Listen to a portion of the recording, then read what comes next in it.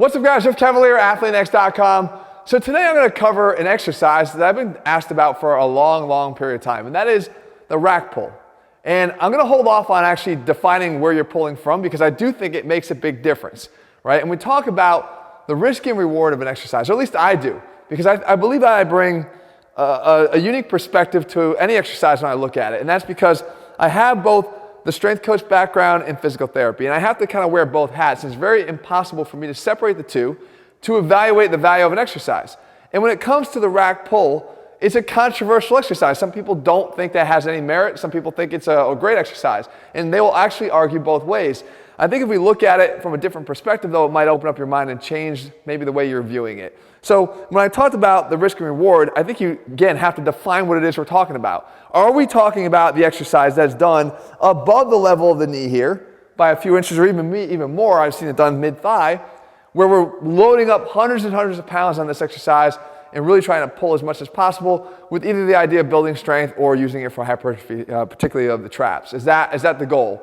Or is it done alternatively with a lot less weight, much lower, either at the knee or slightly below the knee, with the purpose of it being maybe an accessory movement to a much bigger, more notable lift like the deadlift?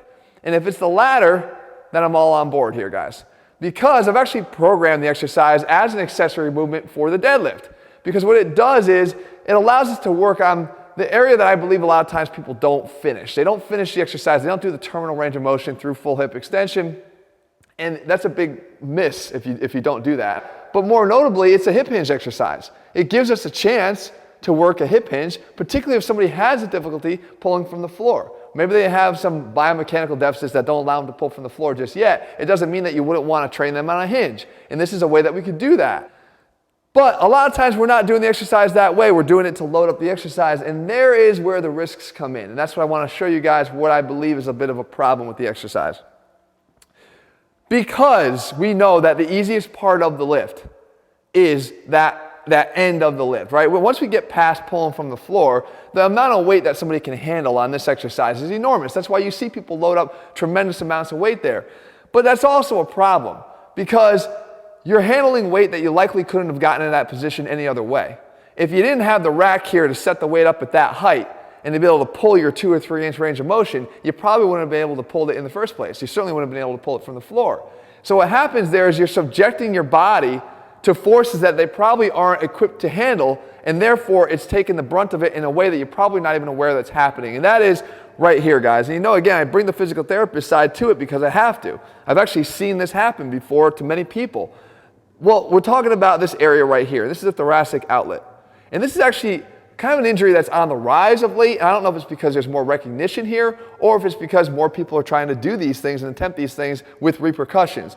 The thoracic outlet is dealing with the nerves and arteries and veins that run from the neck down through your skeleton, out towards your arm and down your arm.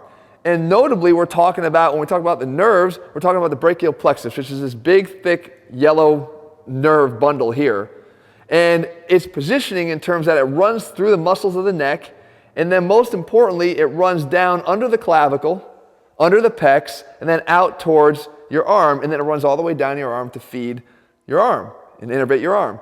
What happens is a couple things. Number one, we also have vessels here, the subclavian artery and the subclavian vein, that both run under here as well, and they can also be equally impacted.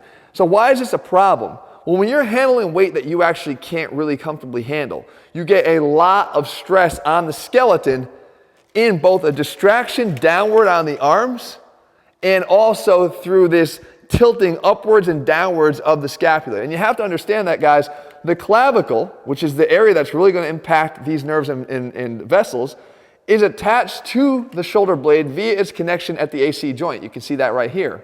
So if the shoulder blades are either really protracting around the body here, or more importantly, up and down, as they would when you're handling a whole ton of weight that you really can't manage, then we have a problem, because what that's doing is it's actually causing, you can see, the clavicle to come up and then down. And when it comes down, you're getting more of a pinch here of the clavicle like this, down on those 3 structures.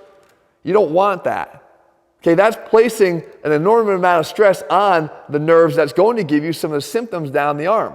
or some of the pain that you could feel here in the sternum, or some of that tingling sensation that you can get down the arm, or that numbness that you can get down the arm, even through the pinky here, you have a problem with that. The next thing is the traction element as well. If these nerves start up here and they run all the way down through the arm, what would happen if I took this arm and I brought it down even further in relation to the skeleton? From here, down, down, right? We're taking these nerves and we're stretching them.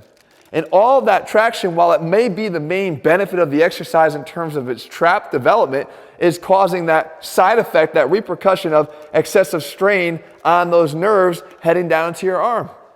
And the thing about thoracic outlet is it doesn't really happen like that. It happens over time, repetition after repetition. And when it does happen, guys, it's one of those things that you don't even necessarily know how to identify it because you feel it in a whole bunch of different areas, sometimes just diffuse shoulder pain.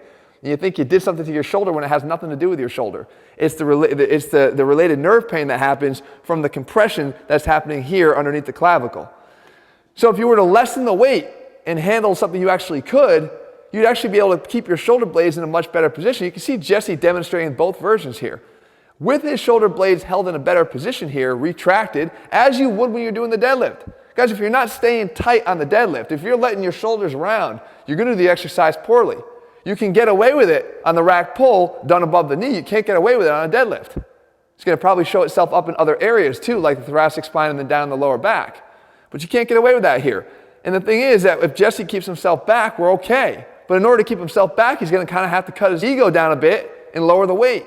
But if you're just going to stack up the weight, and move in a couple inch range of motion because you can handle that weight in that range of motion, what are those side effects? And look at the positioning here of the scapula. They're being protracted, they're being lifted and thrown forward. They're pretty much reenacting the job of what a tight pec minor would do, which we know is another cause of thoracic outlet.